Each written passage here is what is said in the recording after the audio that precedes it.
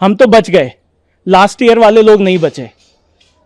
अगले आने वाले लोग बचें, इसके लिए यहाँ पे जो डीजीसीए हैं या एयरपोर्ट अथॉरिटी हैं या एयरलाइंस हैं, इनको जिम्मेदारी लेनी चाहिए, इनको रिस्पॉन्सिबिलिटी लेनी चाहिए, इनको इम्प्रूवमेंट्स करने चाहिए अपने प्रोसेस में, ताकि हमारे जैसे लोग, हम तो चलो बचे, लेकिन बहुत जो नहीं बच पाए हैं आज तक और आगे, उनका लाइफ खतरे में नहीं जाए।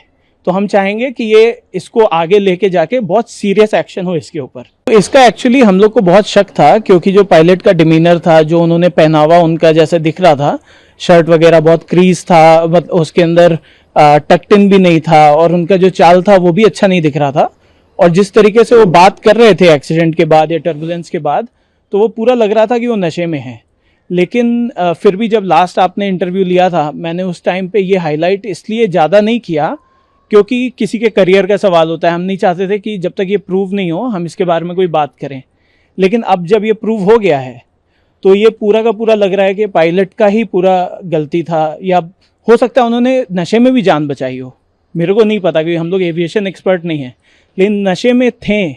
ये इटसेल्फ इतना ख़राब चीज़ है कि 100-150 लोगों की जान, उनके कलीग्स की जान उनके हाथ में होती है, और वो इतने इर्रिस्पॉन्सिबली आकर के कुछ नशा करके, या तो अल्कोहल हो या तो कोई और ड्रग्स हो, वो लेकर के आके फ़्लाइट में इतने लोगों का जान अपने हाथ में रखते हैं, बहुत इर्रिस्पॉन्सिबल है।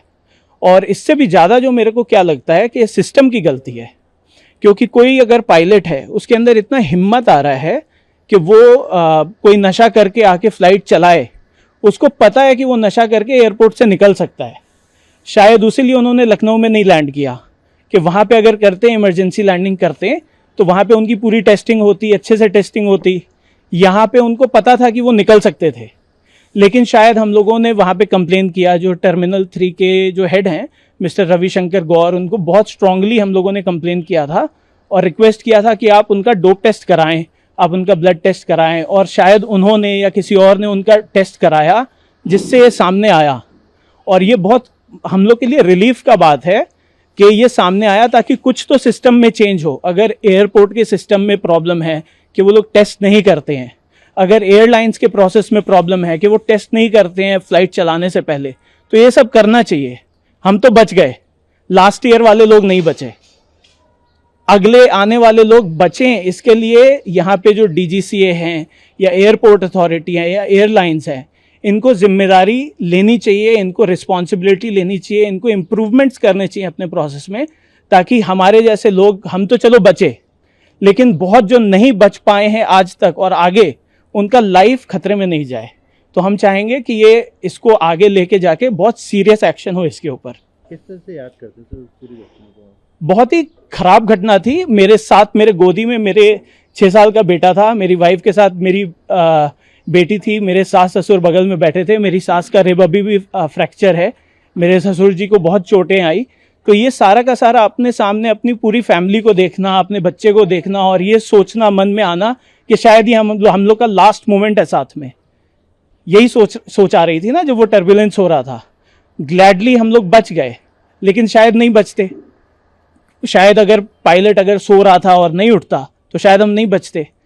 ग्लैडली हम बच गए, लेकिन ये बहुत ख़राब मोमेंट था। होपफुली किसी के लाइफ में ऐसी मोमेंट नहीं आए, और इससे वर्स्ट अगर होता वो तो और किसी के लाइफ में नहीं आनी चाहिए। लेकिन ये दिखता है नेग्लिजेंस ऑफ द स्टाफ जो एयरलाइंस में पायलट हैं, और नेग्लिजेंस ऑफ जो सिस्टम है, क्योंकि उनको पता है कि ये करके हम बच सकते हैं, उसीलिए उन्होंने ये किया है।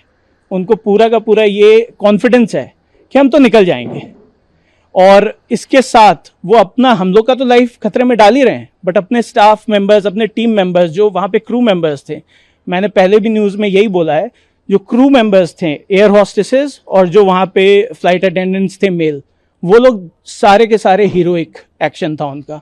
वो इतने अच्छे, उनकी सर्विस थी, इतना अच्छा डिमीनर था। उन लोगों ने पहले तो सबको सर्व किया ही अच्छे से, लेकिन जो टर्बुलेंस के बाद इतने लोग घायल थे, उसके बाद भी वो लोग सबको सर्व कर रहे थे, सबसे पूछ रहे थे, सबका खोया सामान खोज के उनको दे रहे थे। तो इतने अच्छे लोग टीम में हैं एयर इंडिया के, और उनके भी लाइफ को खतरे में डाल रहे हैं कुछ लोग जिनको पार्टी करनी है, जिनको शराब पीना है, जिनको नशा करना है, और इररिस्पॉन्सिबल होके सबके लाइफ को, अपने टीम के और पैसेंजर्स के लाइफ को, हमारे बच्चों के लाइफ को, हमारे माँ बाप के लाइफ को खतरे में डालना है। तो ये बहुत दुख की बात है। हमारे साथ जो आगे बैठे हुए थे ना, वो उन्होंने पहले ही शुरू में जैसे वो पायलट घुसा तभी उन्होंने बोला कि ये सीधा ही नहीं चल पा रहा है, शर्ट भी टक्ड इन नहीं है। ऐसा हम लोग तो पायलट्स का मतलब समझते हैं कि एकदम बहुत टिप टॉप आएंगे और बहुत अच्छे से वेल बिहेव्ड होंगे, तो वो तो जब ही समझ में आ गया था। फिर हमको भी बाद में लगा, जब वो बाद में निकल के बाहर आया था, गुस्से में ही थोड़ा सा आया, तब लगा तो सही कि वो he is not in a good condition.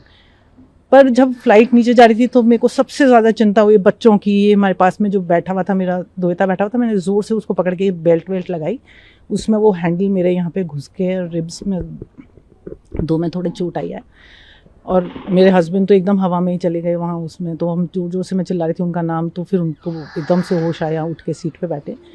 पर ये बहुत बड़ा खिलवाड़ है, इतना मतलब फैमिलीज, इतने लोग बैठे हुए, 3 साल की बच्ची उछल के इतना पीछे तक चली गई, ये कितना बड़ा खिलवाड़ कर रहे हैं यार। छोटे छोटे इंस्टेंसेस होते हैं जो ज़िंदगी भर के लिए हमारे बच्चे अब कह रहे हैं कि हमको बैठना ही नहीं कभी फ्लाइट में।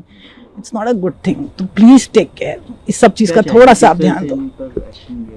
एक्शन तो क्या है, मतलब आप इतनी बड़ी कंपनी चला रहे हैं तो उसका थोड़ा आप अपने ध्यान रखो लोगों का। हम इतना ट्रस्ट करके आप बैठ जाते हैं, हम 17-17 घंटे की फ्लाइट्स में बैठते हैं, ये 4 घंटे की फ्लाइट में हमारा जो ट्रस्ट है ऐसा तोड़ा है ना कि पूछो मत। अभी बहुत सोचना ही पड़ेगा बैठने के लिए भी फ्लाइट्स में, तो थोड़ा सा केयर करो। उतरने के बाद भी केयर नहीं थी वहाँ, इतना हल्ला मचाना पड़ा, पानी पूछने के लिए कोई नहीं, एम्बुलेंस में अंदर चढ़ने के लिए कोई नहीं। It was so bad. Capital of the मतलब कंट्री का ये हाल है। कोई छोटी मोटी जगह उतार दें तो वहाँ तो हालत ही ख़राब हो जाए। पर 2-2 घंटे 3 घंटे तक कोई अटेंड ही नहीं कर रहा है, हॉस्पिटल लेके गए वहाँ पे भी कोई पूछने वाला ही नहीं। इट्स नॉट गुड, बहुत दुख हुआ। हमारे तो सब फ्रेंड सर्कल में, सब जगह, फैमिली में, सब जगह यही बात चल रहा है कि 2 बार सोचना पड़ेगा फ्लाइट्स में किस में बैठना है, किस में नहीं बैठना है। बट थोड़ा केयर करें तो I think people will have more trust in them.